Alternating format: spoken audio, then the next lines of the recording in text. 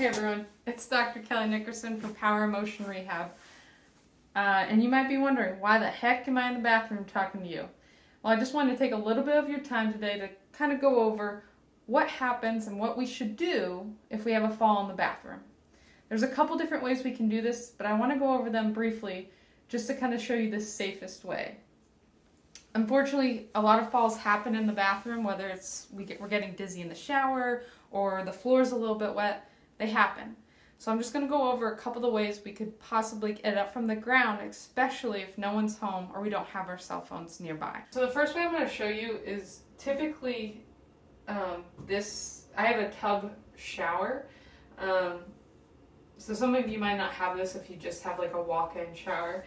But if you do, this is usually lower oftentimes than the toilet with like the cover and everything. So this might be easier.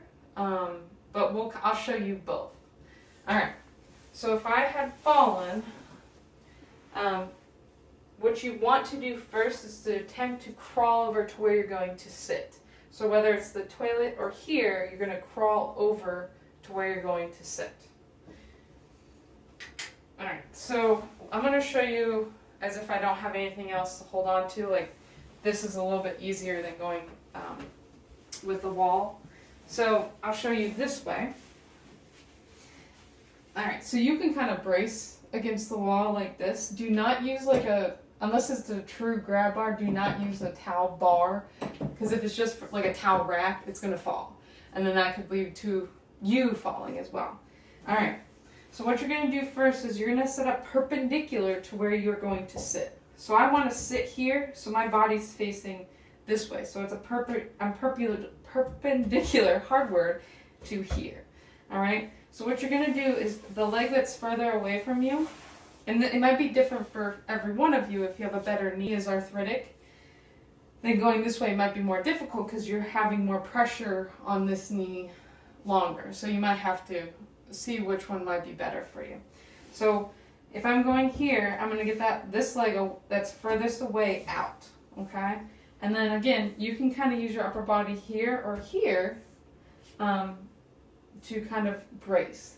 So again, it's not like I'm using all of my upper body. I'm using momentum. I'm using this leg as well as a little bit of my upper body to get sitting. Because I know it's terrifying when you feel like you're stuck on the ground.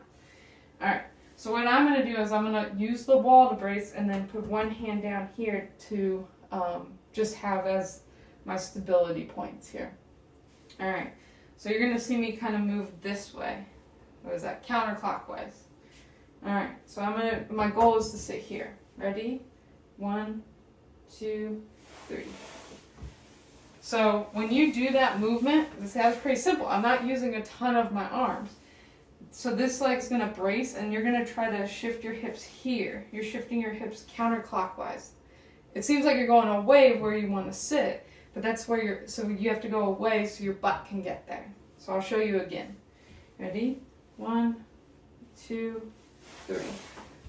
So this leg's not doing much. You can utilize it more. It's just hard because like I'm using this as an example if you were barefoot and it was wet, so you don't have like a lot of friction there to support it. It just depends, you know. So that's one way. Another way you can do it is off of the toilet, and you'll see me kind of going the opposite way, but it's the same idea. Again, you approach it, go perpendicular. You could do this way. It's just like a lot more difficult. So what you want to do again is get perpendicular. So this is my bad knee, so this is harder for me to go this way, but the camera's here, so I have to. And I'm going to pretend I don't have this here, I just have the toilet. So I have a narrow bathroom, so it's a little bit easier for me to brace here. So you can use that wall. Again, we're going away from our target, which our target is the toilet.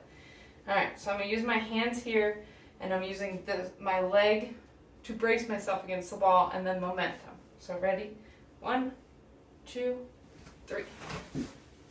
See, I even faltered there a little bit, but that's kind of the way to do it. So there's this relationship between where your hips are going and where your body's going. So our body, it's kind of counterintuitive because our body's going away, technically, of where our butt or our hips going.